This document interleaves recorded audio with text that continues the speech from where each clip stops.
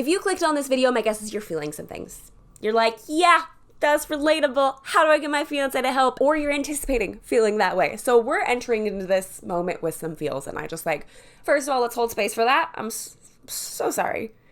You might be a little ticked or anticipate being ticked, right? You're just like, why do I feel like I'm doing this alone? This is super frustrating. And the good news, but the bad news is you're not alone. A bunch of people feel this way. And it can be really hard to figure out how to communicate this. And this might be the first instance of you guys really battling through something like this or having to communicate about something on this level. And you might feel like you're drowning a little bit. You might feel like you're alone. If you're new here, hi, my name's Jamie. I'm your online wedding planner. I'm here to help you work through all of this wedding planning stuff and make it as easy as possible. One of the ways that we do that is through our community called the Master Plan, where I personally get to walk you through all of the wedding planning, like every single step, every single detail until your big day as flawlessly as possible. So if you feel like you need extra support and guidance, I highly recommend you check this out. I also do live phone calls with y'all once a month where I get to answer your questions in real time. So I know this is a lot, right? This is a lot to process through. So if you are in the midst of processing, come join me. I'd be really happy to help you. With the help of my good girlfriend, Kara, who is literally a life coach for brides, like this is what she does for a living, we put together a list of 10 ways to get your fiance to help. Sort of. So without further ado, let's just jump right on into it. First and foremost, ask for their priorities and share what yours are. There's a reason in the master plan that the very first module we do is on priorities, because no matter what you want your wedding to look like, no matter what you want your budget to be, your priorities are going to be unique to your event. Do you want a bomb dance floor? Do you want everyone to feel comfortable day of? Do you want everyone to be really full? Do you need great food? Do you want to spend time with people? Do you want to prioritize photography? You come into wedding planning thinking, oh, I need to do all the things. But if you really boil it down, you probably have some pretty specific priorities that you want to make sure that you pull off. Well, so does your fiance. So sitting down and having this conversation and going, okay, what's the most important to you? Like throughout the planning and on our wedding day. Do you want it to be as easy as possible? Do you want it to be as cheap as possible? Like, what is it that you want out of this? Because we don't want to be bombarding your fiance with a bunch of stuff if they're just really not interested, or hyper-focusing on something that's important to you, but not to them, and then feeling really angry about it. Talking about priorities gives you a level playing field, right? That you can all start from. It's like a foundation of like, here's what we're building our wedding upon. Cute analogy, right? But without that conversation, you are rudderless. You are going into this and just like hoping for the best, right? And that is not what I want for you. Start your conversation with your priorities. And there's two. And then if you could boil that down to your top 3 for each of you, you might see some overlap on that. And that would be fantastic, something that's important to both of you. Then those items are going to be where you want to focus your time, your energy, and your money towards, like your budget. What are your top priorities here? And, maybe it requires some compromise. Maybe they have something that's going to be a little bit more expensive than you anticipated, but that's a compromise that you're going to make in your budget because it's a priority to them. Especially when for so many couples, it can feel like your fiance is just not interested. And maybe they are, but they're only interested in a handful of things. So figure out what those interests are. That's the level playing field. That's what we're starting with. Second of all, share the full scope.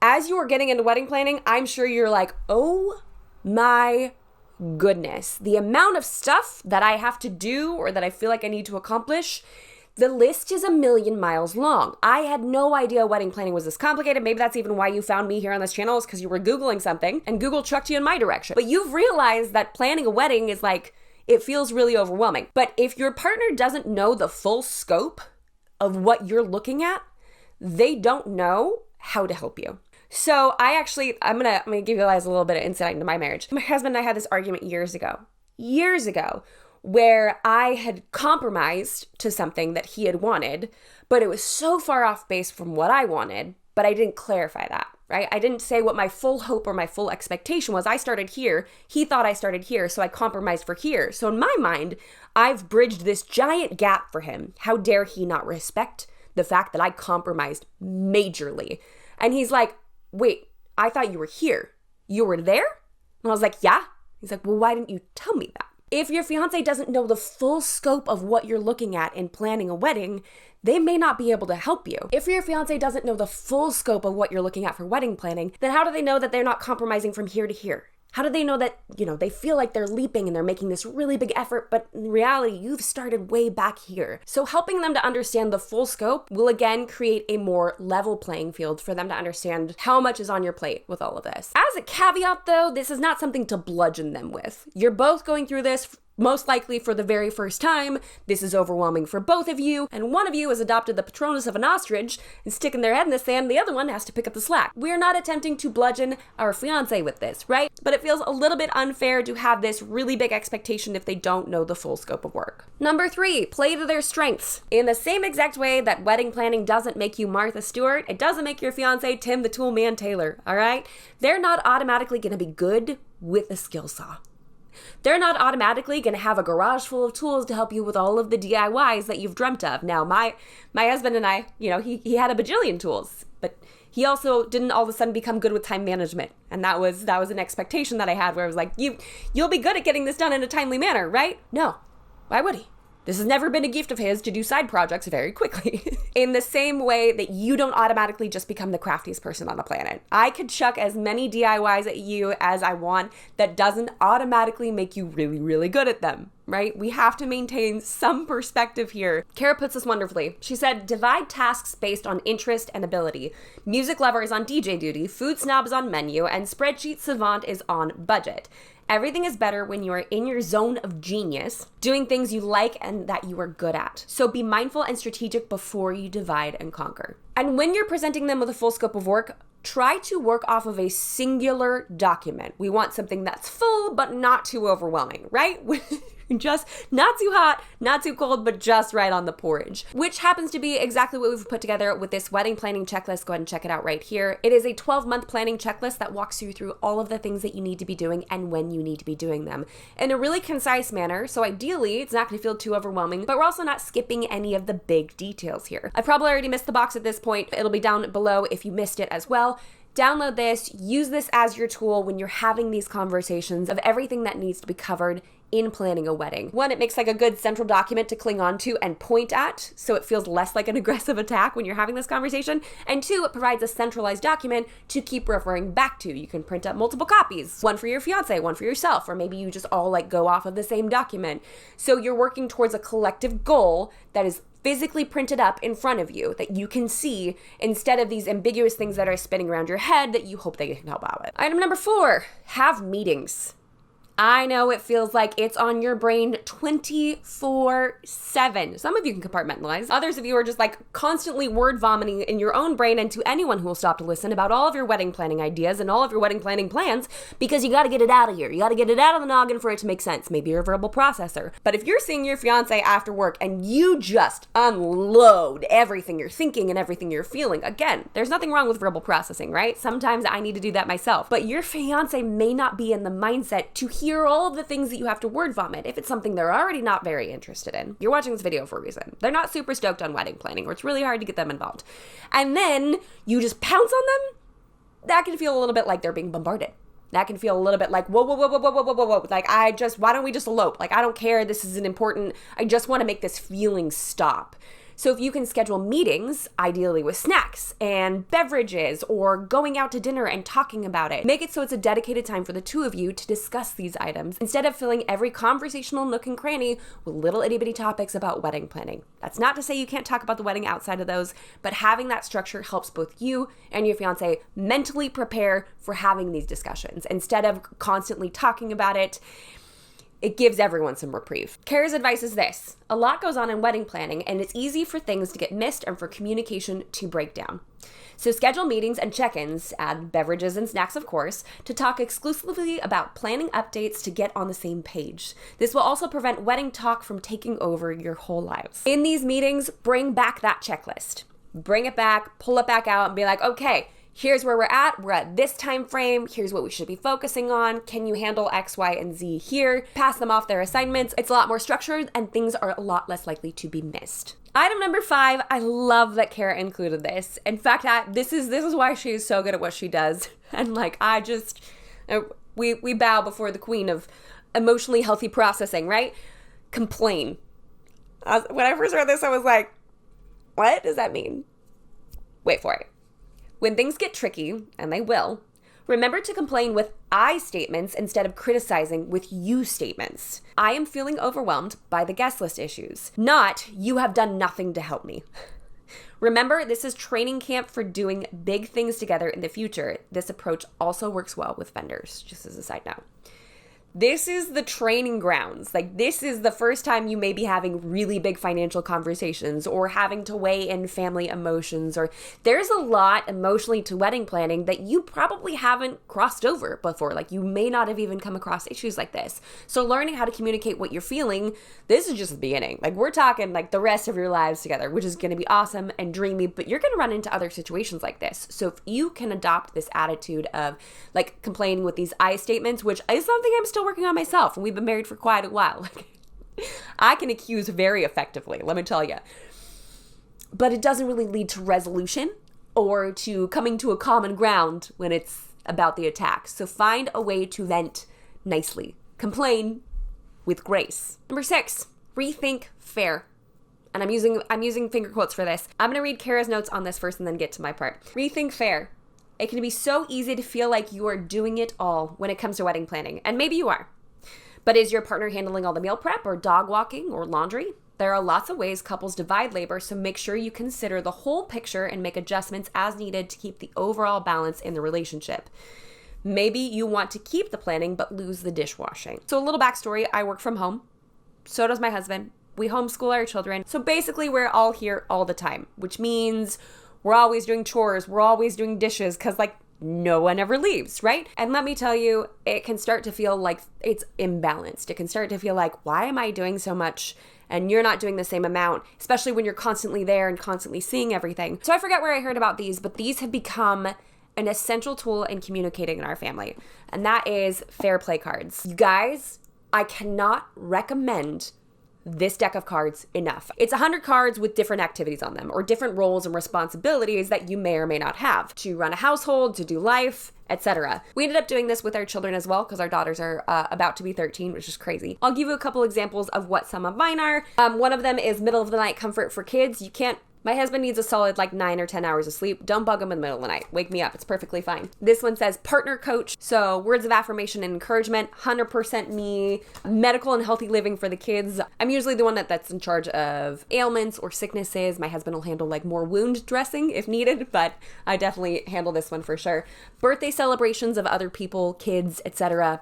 I would be the one to be aware of that. That goes directly over my husband's head. And the list goes on and on. Home furnishings, home goods and supplies. So if you are interested in checking out this Fair Play deck, I cannot recommend this to you enough. There is a book that comes with it. I have not read it. I can't speak to that specifically. But this deck has been such a powerful communication tool for my husband and I, and for our children as well, to make sure we have a really good equal division of labor in our marriage, in our home, and in what we're doing here. And it also provides an effective communication tool so it feels less accusatory and more like, here's my stack, here's yours. Do we feel like this is well balanced? If you're interested in checking them out, I'm going to go ahead and link them right here. Literally cannot recommend them enough. I think that this could be hugely helpful for you guys in your wedding planning process and in your marriage moving forward. Number 7, and this one is like painfully obvious, but so many of us skip this.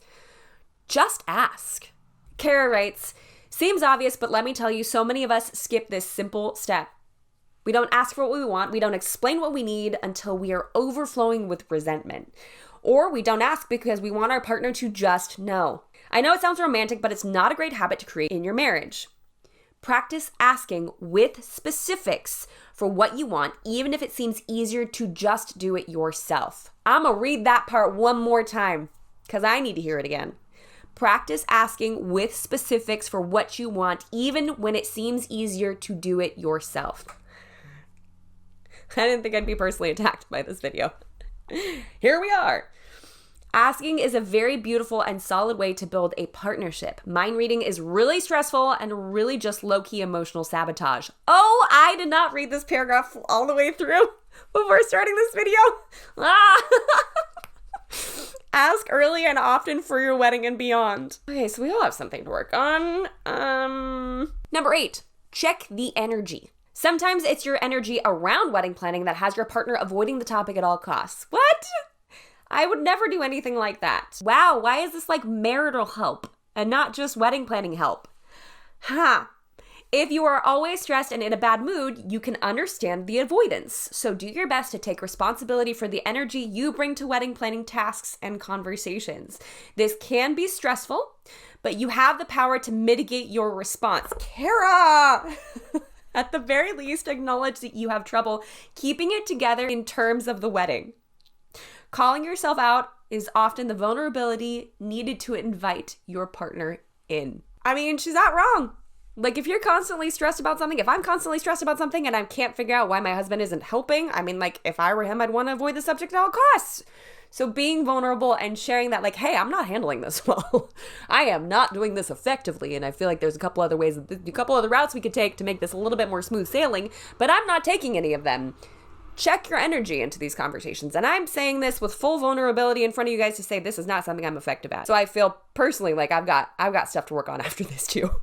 We're in this together, right? Number 9 is going to be a little bit difficult, all right? And that is go deeper. Kara puts it perfectly. If your partner isn't showing up and helping out, assume there might be deeper feelings and fears going on. Weddings symbolize huge change and carry lots of unexpected emotions, so take some time to explore what's really under the procrastination or apathy.